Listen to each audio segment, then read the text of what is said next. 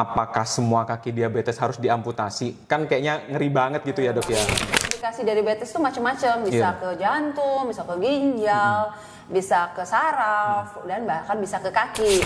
Aorta, aneka obrolan harapan kita. Halo Sobat Jantung, kembali lagi bersama kami di Aorta, aneka obrolan harapan kita. Pada segmen kali ini kita akan membahas terkait kaki diabetes dan amputasi. Seseram itukah kaki diabetes dan harus diamputasi? Segmen kali ini sudah bersama saya dengan Dr. Suci Indriani, SPJP, Konsultan Vaskular.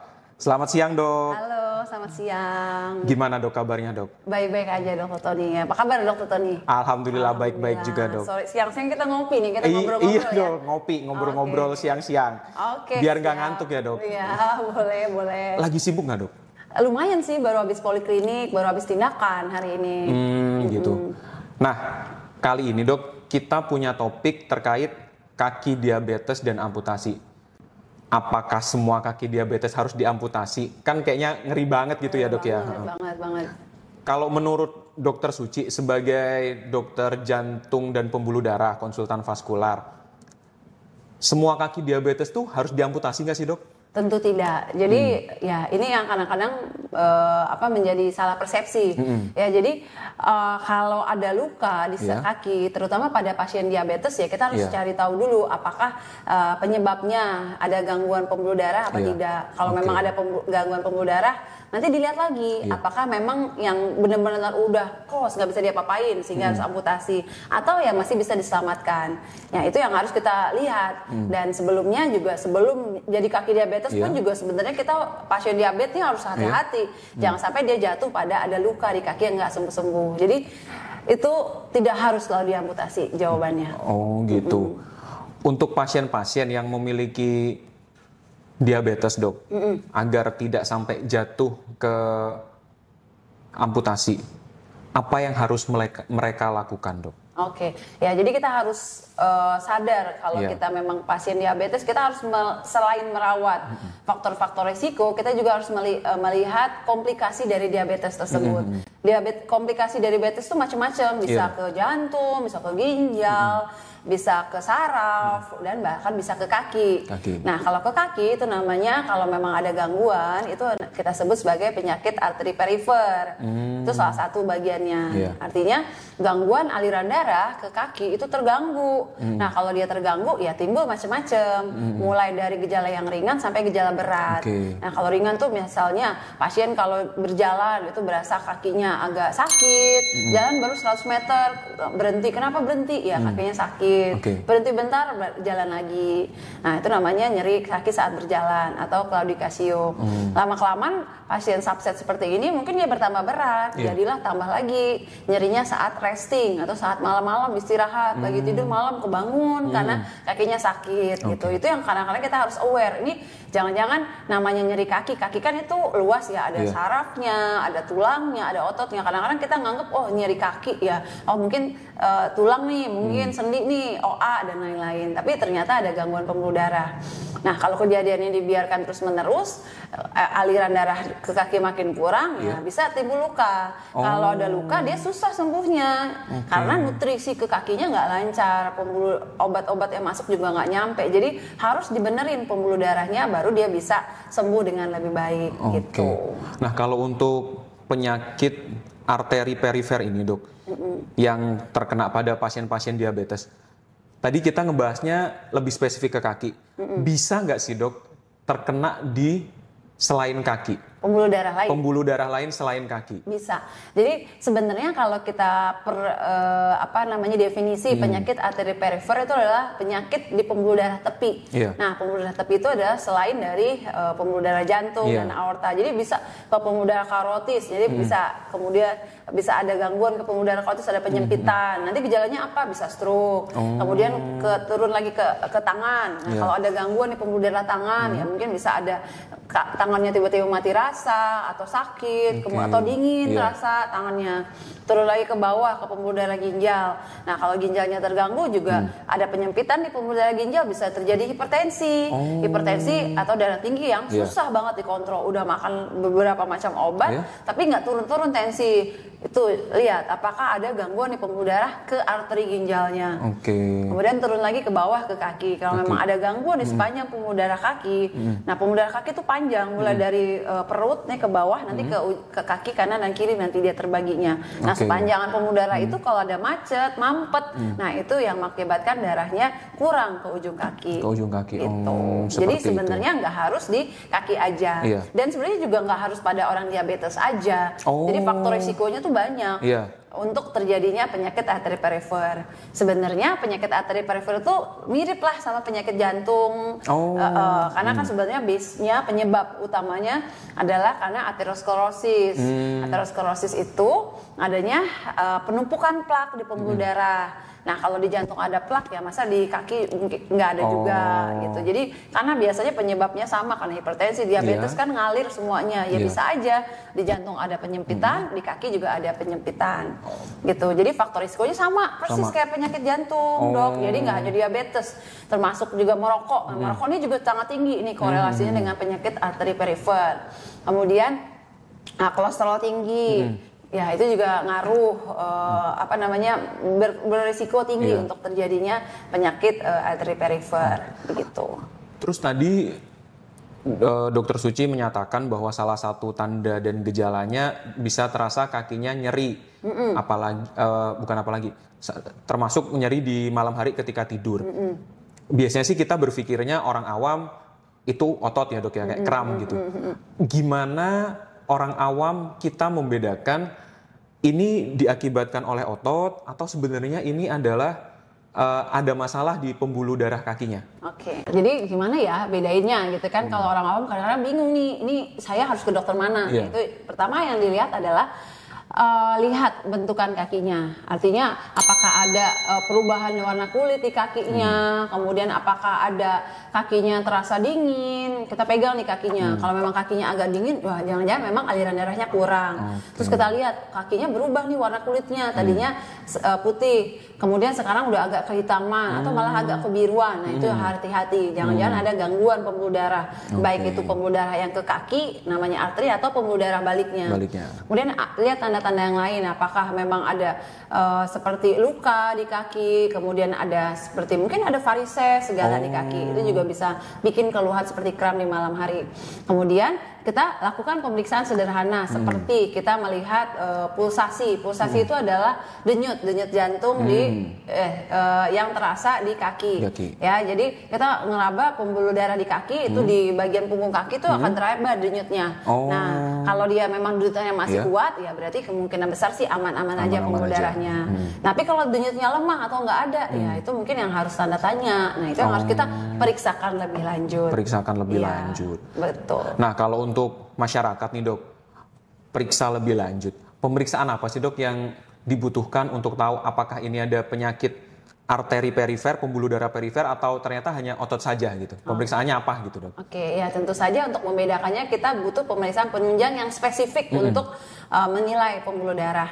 Nah, mulai dari yang paling sederhana yang sebenarnya bisa dilakukan di puskesmas atau layanan kesehatan primer, yaitu pemeriksaan ankle brachial index.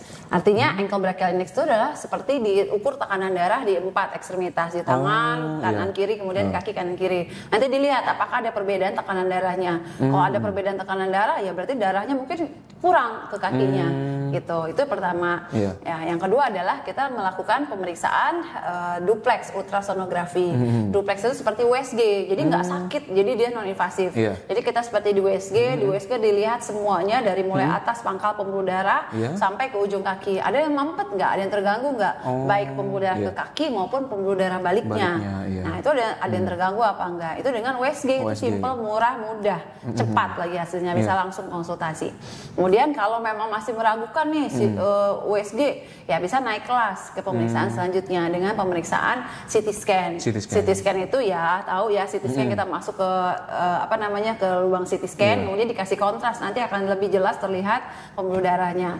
Kalau masih meragukan juga, paling tinggi golden standard untuk diagnosisnya adalah dengan arteriografi. Arteriografi itu seperti kita kateter, tapi kita fokus untuk lihat pembuluh darah yang kita mau, apakah yang terganggu pembuluh darah ginjal, pembuluh darah kaki, pembuluh darah tangan, itu bisa kita lihat arteriografinya. Oke, cukup banyak ya dok ya, banyak. Dari mulai yang paling sederhana sampai yang paling advance, paling mahal betul. gitu ya dok.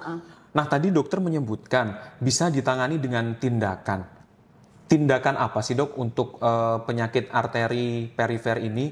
Atau obat, apakah bisa juga dengan obat seperti itu dok? Oke, ya sebenarnya yang pertama adalah setelah diagnosis ditegakkan, misalnya nih penyakit arteri perifer pada pasien diabetes, nah kita akan melihat ini stagingnya yang mana. Staging itu artinya apakah dia masih yang ringan, sedang atau yang sudah berat atau kompleks. Kalau ringan itu ya masih bisa dengan kita kontrol faktor resiko. Misalnya kita punya darah tinggi, kita punya kencing manis, kita punya kolesterol tinggi, kemudian itu harus kita benahi semuanya angka-angka tersebut. Kita banyak berolahraga, gaya hidup sehat, itu bisa membantu untuk memperbaiki. Yang kedua adalah kita tentu saja dengan mengkonsumsi obat-obatan. Obat-obatannya ya lebih kurang nih sebenarnya mirip kalau obat jantung sama obat kaki, karena tadi dasar penyebabnya adalah sama. Nah yang ketiga, kalau memang udah pakai obat, udah kontrol semua, tensi udah bagus, diabetes bagus, tapi masih ada gejala, nah itu yang harus kita lakukan tindakan intervensi lanjutan. Tindakannya apa aja? Secara garis besar ada dua, tindakan secara bedah dan secara non bedah. Nah kalau bedah ya bisa kalau ada mampet total yang udah berat, yang memang kompleks kasusnya nggak bisa dilakukan secara non bedah, ya dilakukan tindakan bedah seperti bypass dan lain-lain. Yang kedua adalah tindakan non bedah. Nah, tindakan non bedah itu tindakan seperti kateterisasi. Nah, itu nanti kalau memang ada yang mampet, ya dilebarin, dibalon, kemudian mungkin dipasang stent atau pasang ring di pembuluh darahnya. Gitu. Jadi kalau mampet ya kita gedein, kalau yang lebar kita kecilin. Biasanya begitu prinsipnya lah. Intinya pembuluh darah yang macet itu kita benerin dengan secara endovaskular dengan kateter. Gitu. Jadi semacam kayak pasang ring di kaki ya dok? Betul, pasang ring di kaki. Tapi jangan salah, nggak harus semua pembuluh darah di kaki diringin, karena beda dengan jantung. Ya, jadi itu nanti tergantung lah, nanti harus konsultasi ke dokter yang jantung dan pembuluh darah. Siap, ke dokter suci tentunya. Siap. Nah, terakhir dok, ada sedikit pesan buat para sobat jantung semua terkait kaki diabetes, apakah harus diamputasi, dan tadi yang terkait penyakit arteri perifer itu dok, monggo silakan. Oke, jadi intinya begini, sebelum kita sampai ngomongin amputasi serem-serem banget, yang penting adalah kita mencegah dulu, jangan sampai kita ada ke arah tadi penyakit arteri perifer tersebut. Caranya ya gimana ya, tadi kontrol faktor risiko, diabetes, darah tinggi, kemudian stop merokok, banyak olahraga, kadar kolesterol juga dijaga. Itu yang pertama, kontrol faktor risiko. Yang kedua, kenali kaki kita sendiri.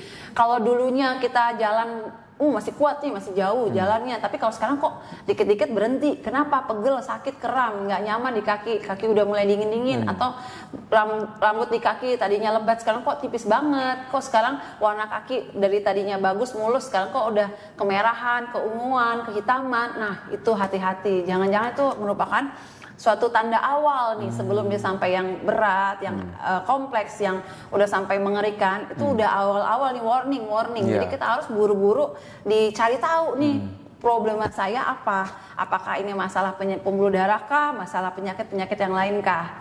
Kemudian kalau sudah kejadian, udah ada luka, jangan terlalu lama ditunggu, karena ini seperti ya kalau di jantung kita mengenal itu ada golden hours-nya, sama di kaki juga. Kalau ada luka, kalau kita bertunggu lama-lama, ya pasti akan berat. Ujung-ujungnya yang kita takutkan amputasi. Nggak mudah buat seorang kepala keluarga tadinya aktif mencari kerja, sekarang tiba-tiba amputasi, kehilangan pekerjaan, satu keluarga tidak ada nafkah tentu saja. Makanya jangan dianggap sepele. Nah, kalau udah ada lukanya itu jangan cuma lukanya doang, dicarilah penyebab luka tersebut apa. Karena biasanya kalau lukanya luka biasa dia cepat sembuh. Kalau luka luar biasa pasti ada sesuatu, entahlah infeksi, entahlah gangguan pembuluh darah. Nah, kalau ada gangguan pembuluh darah, kita harus konsultasi. Saya tuh suka sebel karena datang-datang tuh udah yang benar berat sehingga harus diamputasi, sayang sebenarnya. Jadi ketika ada luka yang lukanya luar biasa nih nggak sembuh-sembuh, ya harus diperiksa. Periksanya apa? Tadi mulai dari pemeriksaan yang sederhana sampai yang advance. Nggak harus semuanya langsung ke tahap yang advance. Kita mulai dari yang sederhana. Dan kalau sudah ketahuan, ya saatnya kita harus berbesar hati, kita harus mau patuh, kita kerjakan apa yang bisa dilakukan untuk menyelamatkan kakinya kita. Itu tadi. Gitu. Berarti intinya adalah deteksi dini ya, Dok ya. Betul. Dan kalau sudah terdiagnosis, jangan terlalu lama untuk dirujuk lah untuk pemeriksaan dan lain-lain, sehingga tata laksana kita tidak tertunda-tunda, sehingga hasilnya pun juga tidak sampai yang tidak kita inginkan. Oke, baik. Terima kasih Dokter Suci atas informasinya, ilmunya buat kita semua termasuk Sobat Jantung. Baik Sobat Jantung, terima kasih untuk segmen kali ini. Dapat Sobat Jantung semua saksikan di kanal YouTube kami di PJN Harapan Kita atau melalui IG official kami di PJN_Harapan Kita. Jadi Sobat Jantung, kalau Sobat Jantung mengalami tanda dan gejala yang tadi seperti disebutkan oleh Dokter Suci, silahkan datang segera ke Rumah Sakit Jantung dan Pembuluh Darah Harapan Kita. Kita memiliki pemeriksaannya dari yang mulai dari sederhana sampai yang paling terkini, termodern. Untuk tindakannya juga kita bisa melakukan semuanya dari mulai yang intervensi bedah maupun intervensi non-bedah. Tidak kalah Rumah Sakit Jantung Pembuluh Darah dengan rumah sakit di luar negeri. Silahkan datang ke Rumah Sakit Jantung dan Pembuluh Darah Harapan Kita dan akan ditangani oleh tim dokter vaskular kami. Sampai jumpa Sobat Jantung.